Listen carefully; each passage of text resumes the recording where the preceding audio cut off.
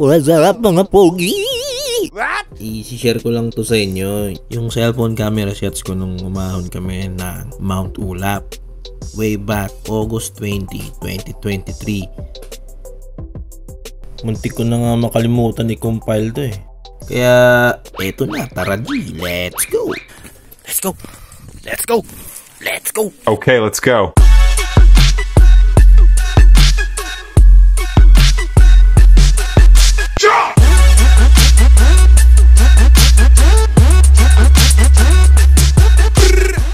Ayan, pinanood mo hanggang dito. Huwag mo na i-exit. Tuloy-tuloy mo na.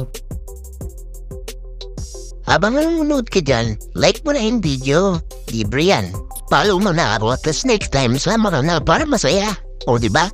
So wala nang paligoy-ligoy, rekta Baguio na kami via Marcos Highway. Kahit wala kaming no choice kasi sarado ang Cannon Road due to landslide. Umalis kami alas 12 ng madaling araw, ETA 4 to 5 hours na biyahe. Yun ay kung raratratin mo yung expressway. Yung mga driver dyan, alam nyo na yun. Hehehe.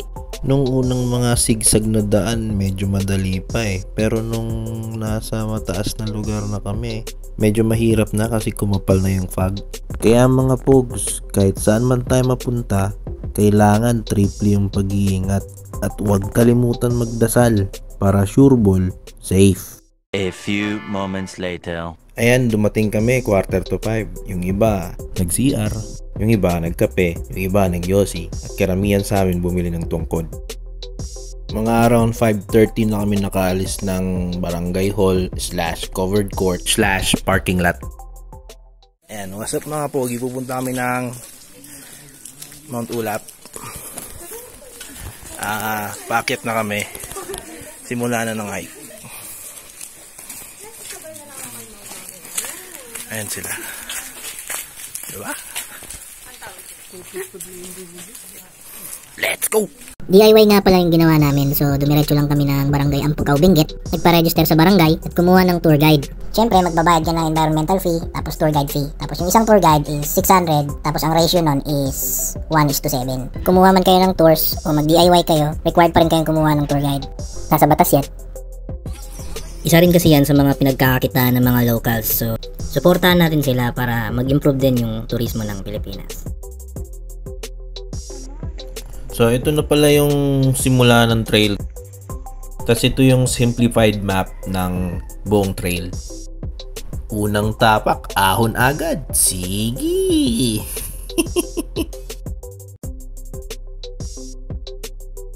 Unang ascent pa lang, 45 degrees elevation na agad. Tamang-tama lang talaga yung first stop. Kaya habang nagpapahinga, picture muna. Let's go!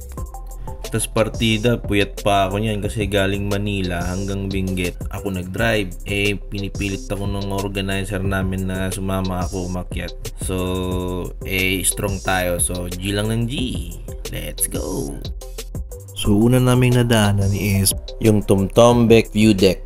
Ito dapat itsura niyan kung maliwanag. Kaso sobrang aga namin. Expectation versus reality ba? Di na kami masyadong nagtagal kasi madilim pa. Tsaka makapal yung fog. Dito kita mo na yung buong Felix Reed. Pero napakaganda ng view. Yung tipong pang movies.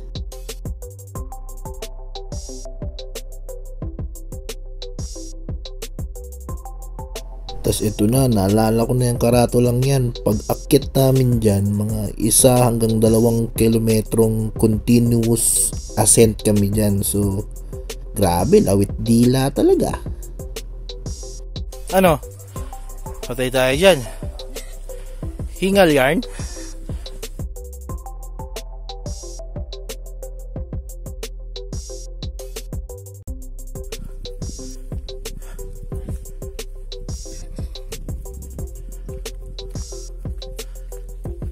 Ano na? Tutulog ka na lang dyan sa bahay nyo? Walang thrill yun. Tara na!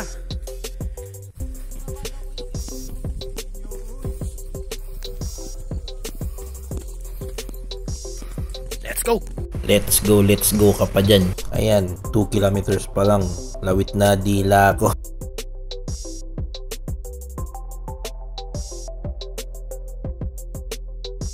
Pag pagod na, pag hingal na, take 5. Pahinga ka mga 5 minutes. Tas picture. Ayun, konting kembot lang at narating na namin yung Coral Rock. Ito siya. Wala lang, isa lang siyang malaking bato tapos napakaganda ng view.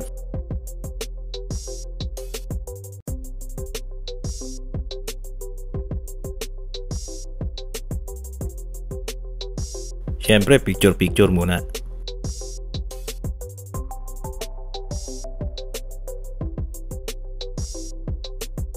Pagkatapos magpa-picture ng lahat, so ayun na, lumargan na kami.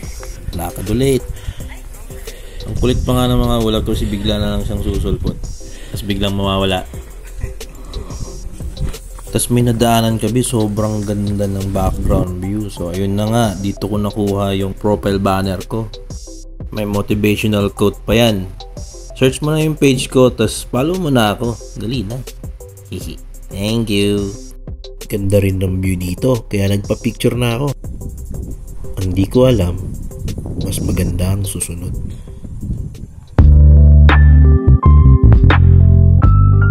Etong mga pogs, ang Ambanaw Paway, ang first peak ng Mount Ulap Traverse. Eto yan sa mapa. Ambanaw means malawak. Malawak na grassland kasi dito nila karaniwang pinapastol yung mga baka. Guess what? May signal. Kaya nakapag-post pa ako sa mismong araw na yun.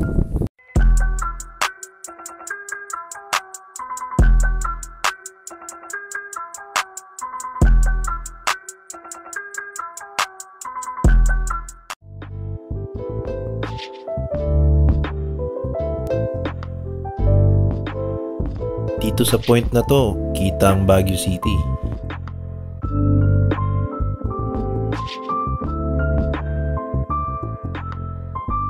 Siyempre, picture.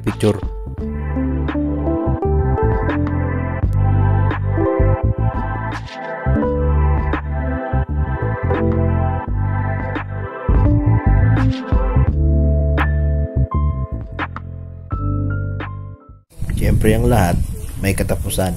Kaya katapusan mo na, Eugene!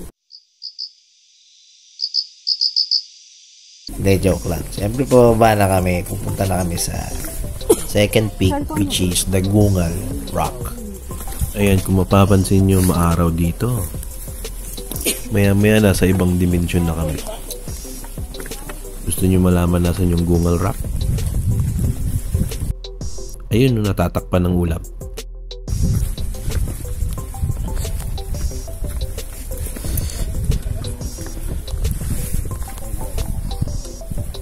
Ayan, nawala na nga si araw. Mafog na naman. Kung mapapansin nyo, basa yung daan. Kasi para kang naglalakad sa manipis na ambon. Smile ka naman dyan, Loads. Let's go! Naririnig nyo yung hangin? Isipin mo na lang nakatodo yung aircon nyo, tapos nakatodo yung fan, tapos nakatutok sa'yo. Ganun ang pakiramdam. Ano, kaya pa? Guys, ganito pala ang pakiramdam ng maging hotdog. Ang lamig. Bagay na bagay sa akin tong klima na to. Balat kalabaw ako eh. Pero speaking of balat kalabaw, nakasalubong namin ang mga hari ng daan.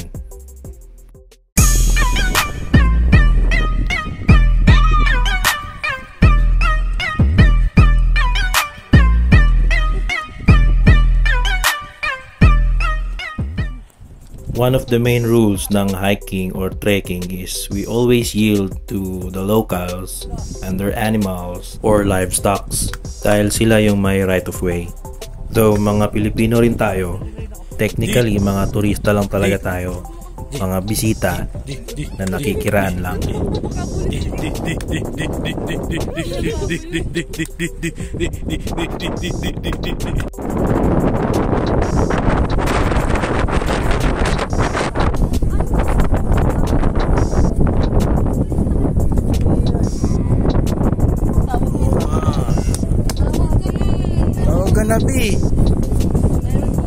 Tawag ka na, B.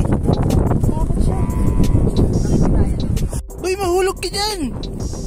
Oh no!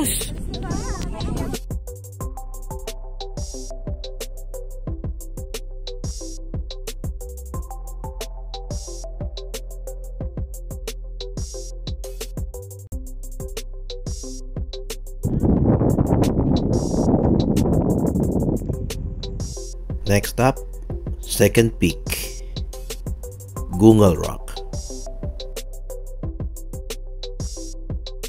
Ito yan sa mapa.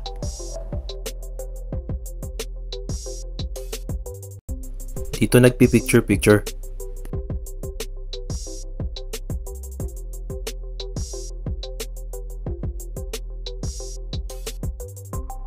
Siyempre, sinubukan ko rin kahit nakakalula. Grabe ang inig ng tuhod ko dyan. Di ko kinaya. Upo na lang. Pinicturan ko pala isa-isa yung mga kasama namin. Wala lang. Remembrance. First ahon ko to eh.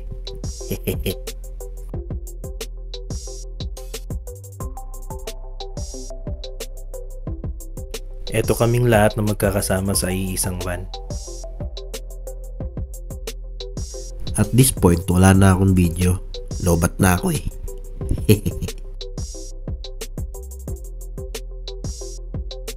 So ito na, sabi ng guide namin, summit na daw, malapit na. So syempre napabideo ako kahit lobat. Kaso what do you expect? Kaya nga Mount Ulap, di ba? Kasi puro ulap lang makikita mo. Ayan.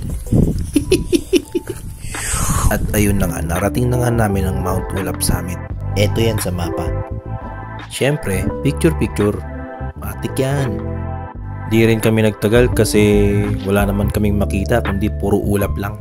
At sabi ng guide namin may karinderya 20 minutes away from the peak. So na-excite kami kumain kaya let's go!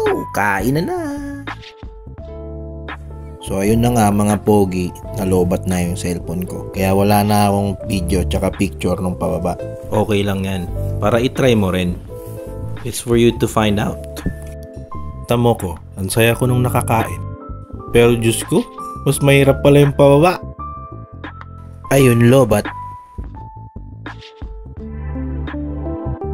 Lumaki ako sa bundok nung bata pa ako. Pero manghang-mangha pa rin ako sa na-experience ko. Napakarami pang likas yaman ng Pilipinas na pwedeng i-explore. You just have to embrace uncertainty at mag-enjoy. Alam niyo yung first step? Di take the first step. Kung ayaw, may dahilan. Kung gusto, palaging mayroong paraan. Malay mo, biglang i-reveal ni God yung para talaga sa'yo. Makakatagpo ka pa ng mga bagong kaibigan. Ayos ba? Next time, sama ka na. Kaya mga pogi, let's go!